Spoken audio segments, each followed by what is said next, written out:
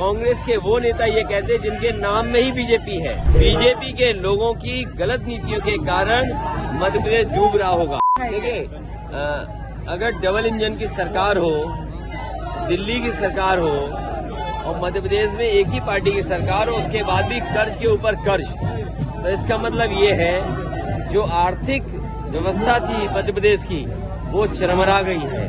और इसका दोषी अगर कोई है तो वही दोषी होगा जो पिछले कई वर्षों से सरकार चला रहे होंगे। तो बीजेपी के लोगों की गलत नीतियों के कारण मध्य प्रदेश डूब रहा होगा। लेकिन वहीं अगर जनता को और खासकर गरीबों को सुविधा देने के लिए अगर कर्ज भी लेना पड़े तो कर्ज से पीछे नहीं हटना चाहिए। राम मंदिर को लेकर के अब तो कांग्रेस भी राम मंदिर का मुद्दा बना रही है। अगर कांग्रेस ये कहती है और कांग्रेस के वो नेता ये कहते हैं जिनके नाम में ही बीजेपी है, उनके नाम में ही बीजेपी का चुनाव चिन्ह है, तो कोई नई बात नहीं है। और फिर उन्होंने वो इतिहास याद दिलाया, और जो सच्चा इतिहास दिलाते हैं वो कांग्रेस के सच्चे सिपाही हैं। जिन्होंने सच्चे इतिहास को बताया है वो सच्चे कांग्रेसी हैं। तो ये तो सच है कि आज जो देश में और जो परिस्थितियां बनी हैं वो कांग्रेस की देन है, कांग्रेस की गलत नीतियों की देन है।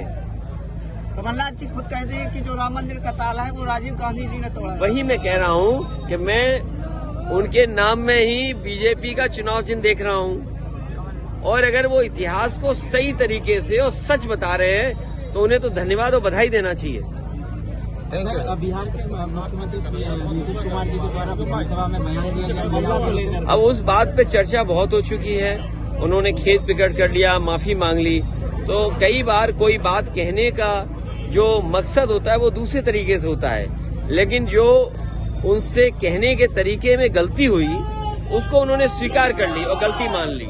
इसलिए अब उस पर चर्चा हमें और आपको भी नहीं करनी चाहिए। कांग्रेस जिसने कभी सामाजिक न्याय की बात नहीं की, आज सामाजिक न्याय की बात कर रहे हैं। मंडल कमीशन जिसकी सिफारिशें लागू करने में सालों साल लग गए, आखिरकार मंडल कमीशन की सिफारिश को कौन रोके था? कांग्रेस रोकी थी। जाति गणना कौन रोके था? कांग्रेस रोकी थी।